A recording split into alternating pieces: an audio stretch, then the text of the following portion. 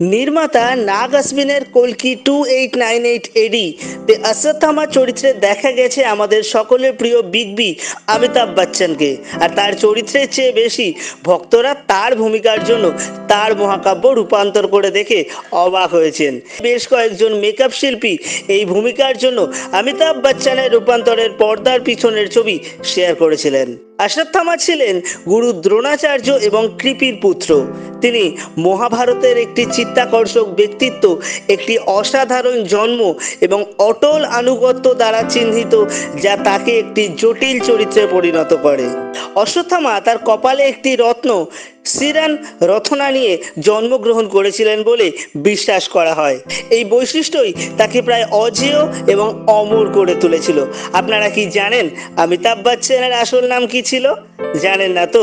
তাহলে একটু ধৈর্য ধরে বসুন, আজকের এই ভিডিওতে সমস্ত কিছু জানাবো আপনাদের। 1970 সালের প্রথম দিকে তিনি বলিউড সিনেমা জগতে রাগী যুবক অর্থাৎ দ্য অ্যাংরি ইয়াং ম্যান হিসাবে জনপ্রিয়তা লাভ করেন এবং সময়ের সাথে সাথে ভারতীয় চলচ্চিত্র ইতিহাসের সবচেয়ে গুরুত্বপূর্ণ ব্যক্তি হয়ে ওঠেন। 1969 সালে সাত হিন্দুস্তানি নামক একটি ছবির মাধ্যমে বলিউডে আত্মপ্রকাশ করে অমিতাভ বচ্চনের। অমিতাভ বচ্চনের বাবা ছিলেন হরিবংশ রায় বচ্চন, একজন নামকরা হিন্দি কবি। যদিও তাদের পদবি ছিল শ্রীবাস্তব, কিন্তু তার বাবা নিজের লেখা প্রকাশ করার সময় ছদ্ম পদবি বচ্চন ব্যবহার করতেন, আর সেখান থেকে এসেছে এই বচ্চন পদবিটি। তবে নিশ্চয়ই বুঝে গেছেন অমিতাভ বচ্চনের আসল নাম কি? হ্যাঁ, অমিতাভ শ্রীবাস্তব।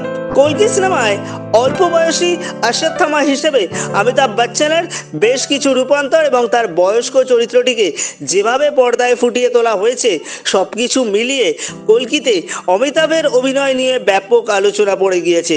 হ্যাঁ, এই বয়সে এসেও এই রকম অভিনয় করা সত্যি দুঃসাহসিক ব্যাপার। আর এদিকে কল্কি মুক্তির পর অষ্টম দিনেই বিশ্বব্যাপী আয় বেড়ে দাঁড়িয়ে গিয়েছে 1000 কোটি টাকারও বেশি। আর এই তথ্য পেয়ে আপনাদের কেমন লাগলো কমেন্ট করে জানাতে ভুলবেন না। আর হ্যাঁ, যদি আমাদের চ্যানেলে এরকম আরও ইন্টারেস্টিং ভিডিও পেতে থাকেন, তাহলে আমাদের চ্যানেলটিকে সাবস্ক্রাইব করে সঙ্গে থাকবেন। সুস্থ থাকুন, ভালো থাকুন।